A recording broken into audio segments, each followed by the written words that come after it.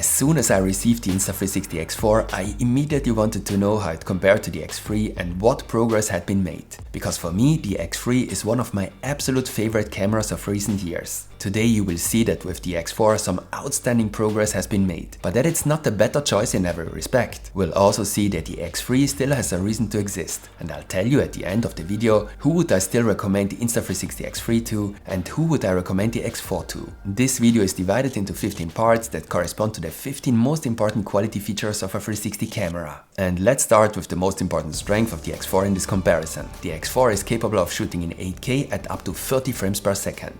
This means that 4K shots are taken with both lenses and then merged into a 360 8K image. It is therefore not an 8K image in the conventional sense. The great advantage of the new 8K resolution is obvious. A high-resolution image can be exported from the 8K image after reframing. In the default settings, the clip is exported in 4K, although the real resolution is closer to 2.7K. Regardless of this, the reframed image looks very detailed and excellent. The highest possible resolution on the X3 is 5.7K. As a result of the reframing, the resolution of the exported clip lies then at 1080. And of course, you can clearly see the difference between a reframed 8K recording and a reframed 5.7K recording. Especially if you watch the recordings on a large screen. The low resolution after reframing has certainly been the biggest weakness for many people in a 360 camera, and not just the X3. Whether this weakness is actually a problem for you personally depends on which devices and for what purposes you use your recordings. If you mainly watch your recordings on your smartphone or use them for social media, the disadvantage of the low resolution is limited.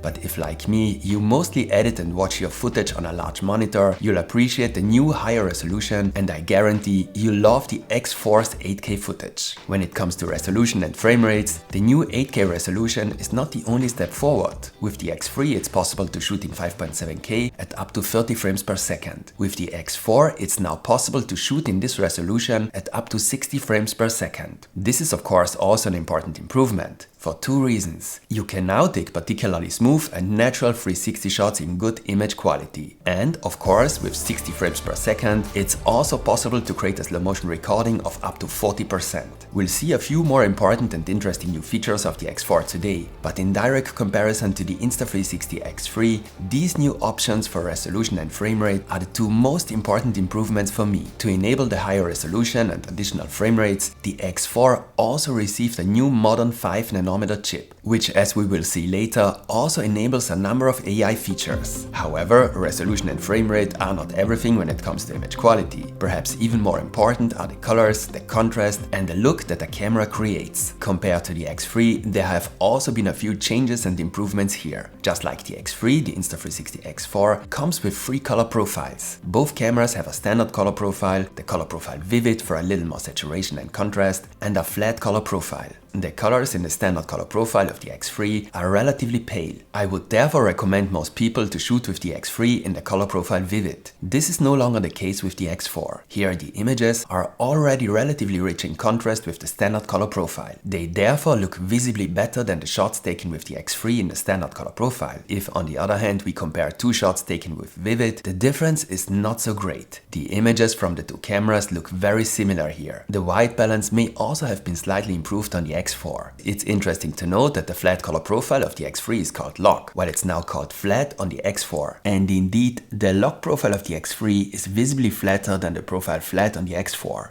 Since in both cases it's not a 10-bit color profile, a real lock profile is also rather unsuitable. Regardless of the different color profiles, I have the impression that the dynamic range on the X4 has improved slightly compared to the X3. The X4 protects the highlights slightly better than the X3, although the difference is not huge. For a better dynamic range, the X4, just like the X3, has its own recording mode, Active HDR. Highlights in particular are better protected in this recording mode. However, the Active HDR mode comes with a few disadvantages in terms of image quality. Especially when the lighting conditions are not optimal, it leads to more image noise than the standard video mode. This applies to the X4 just as it does to the X3. In Active HDR mode, both cameras can shoot at a maximum of 5.7K and 30 frames per second. In comparison, the colors on the X4 have also been slightly improved in Active HDR, and they now look a little more natural. But overall, the improvements in Active HDR are limited. Both cameras are also capable of shooting with just one of the two lenses lenses. This is called single lens mode. The advantage is obvious. You no longer have to reframe the shot and can therefore use it immediately. You can use your 360 camera like a traditional action camera. And there has also been an improvement in frame rates in this mode. Both cameras are capable of recording in 4K in single lens mode, but the X3 can only do so at up to 30 frames per second. The X4 in single lens mode can now shoot in 4K at up to 60 frames per second. And even though I rarely use my X3 in single lens mode, this is of course an interesting improvement. Apart from that, the shots in single lens mode show the same differences we've already seen in terms of color and dynamic range. When it comes to detail, they look very similar overall. And of course, the X4, just like the X3, also features the so-called Me mode. In Me mode, the camera automatically recognizes the subject in the image and reframes the shot. A 360 shot is therefore taken with both lenses and automatically reframed by the camera. The decisive advantage is simply that in this mode, you can use the camera like a 360 camera, but the camera reframes the shot automatically. Of course, this mainly works well if the recording contains a clear subject, such as when vlogging. In Me mode, the X4 can now also take shots in a higher resolution. While the X3 in this mode can only shoot in 1080, the X4 is able to shoot in Me mode in 4K and with up to 30 frames per second. In 2.7K, even 120 frames per second are possible on the X4. In addition, in Me mode, you can now change the lens and film another subject and not just yourself. This means that the Me mode can now be used in more diverse ways. In addition to shooting in 8K, the new features in Me mode are among the most important improvements of the X4 for me. The Me mode is extremely useful,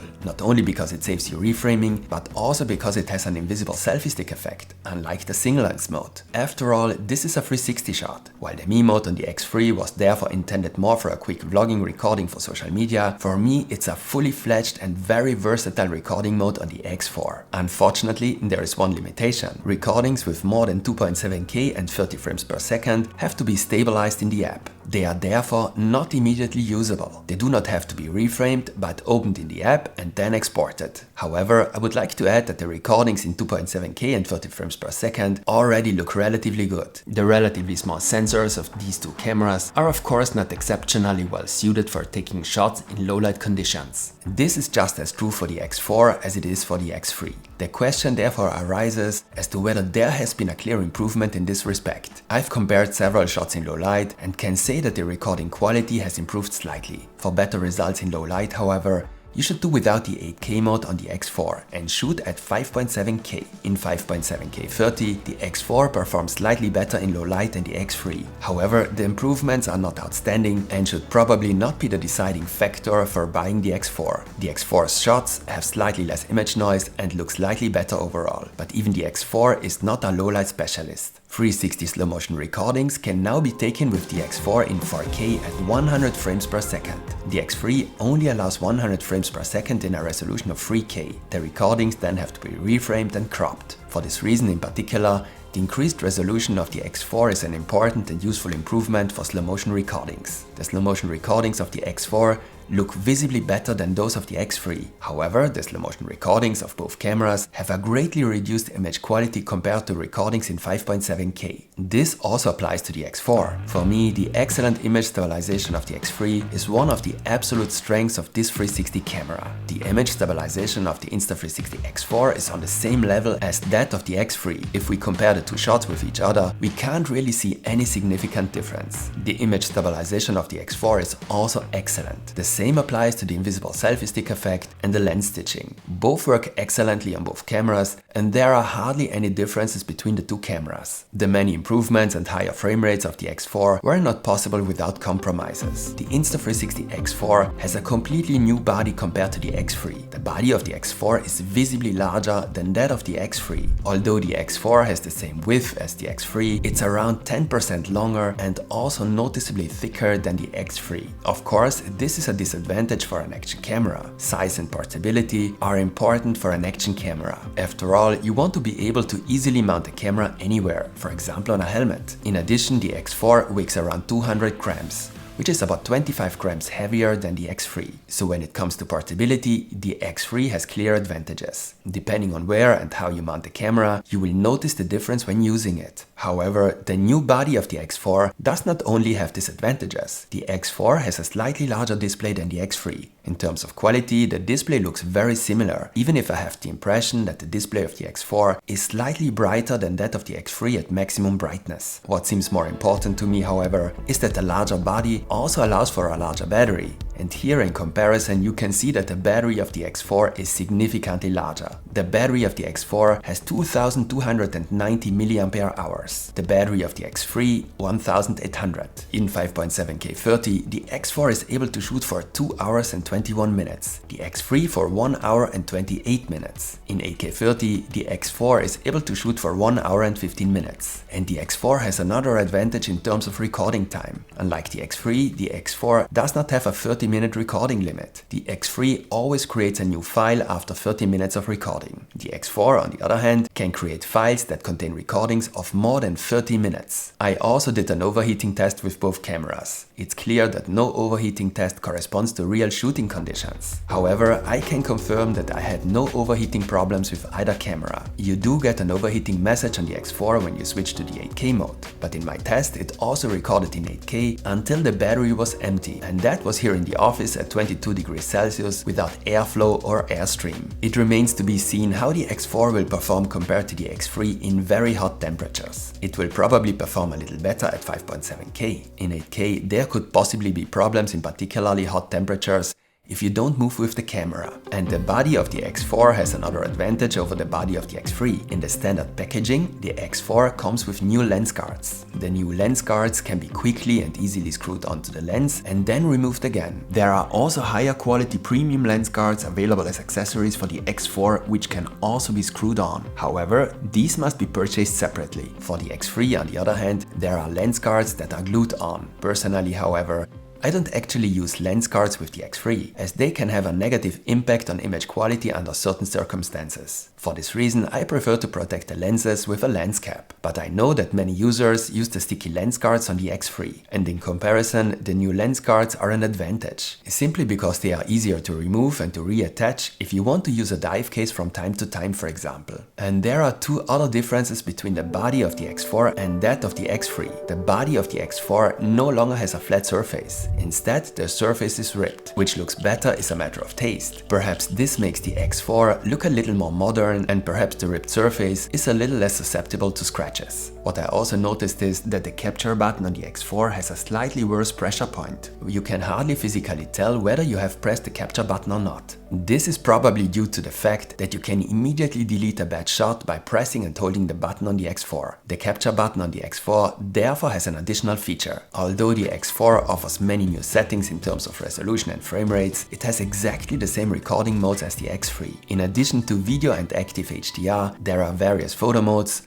time-lapse modes, and also the bullet time mode. Higher resolutions are now also available in time-lapse mode, time shift mode and bullet time mode. 360 time-lapses can now even be captured in 11K. Time shift recordings, in other words hyperlapses, in 8K and bullet time recordings in 5.7K. And only in single lens mode does the X4 have an additional recording mode, the free frame video mode. Although this is a single lens mode, you can still freely select the format and the field of view in post. For me, this is not such an important feature on a 360 camera. Although there are no special new shooting modes on the X4, it offers a range of new features. It not only supports voice control, but also gesture control. This allows you to start and stop recordings using hand movements. Like the Ace Pro, it also features an AI highlights assistant. The highlights assistant recognizes subjects during the recording and saves important moments as highlights. This then facilitates the automated and AI-controlled creation of clips. The X4 also supports the connection of Bluetooth headphones, which can also be used as an external microphone. You can also connect it to an Apple Watch or Garmin, which will then capture the GPS data and add more data to the recording. The X4 also supports the GPS preview remote, which not only captures the GPS data, but also has a fully functional display that shows the image from the X4 and can also be used to change settings. Another new feature is that you can now also schedule a recording on the X4. It should be noted that both cameras offer the same editing features in the smartphone app. This means that the new features of the smartphone app and the Studio app not only work with recordings taken with the X4, but of course they also work with recordings taken with the X3.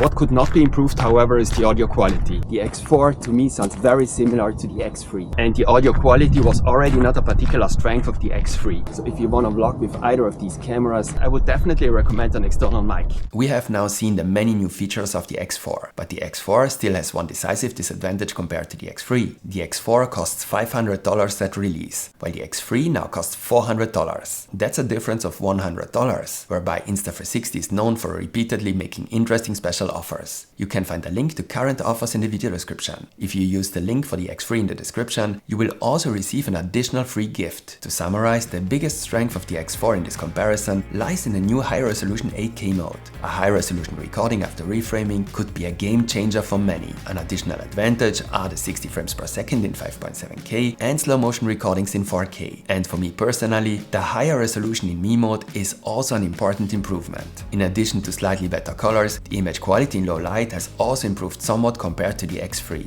All in all, these are all important and useful improvements, but the X3 remains an excellent camera. And above all, it's not only cheaper, but also noticeably smaller and lighter. And especially if this is your first 360 camera and you want to understand whether a 360 camera is the right choice for you, the X3 could be ideal for you. Especially if you mainly edit and view your recordings on your smartphone, the improved resolution of the X4 is a very relative advantage. If on the other hand, you attach great importance to optimum image quality and can afford a higher price, then you should go for the X4. A detailed tutorial on all the features of the X4 will follow soon. So stay tuned and give me a like as feedback if this video was interesting for you, and see you next time.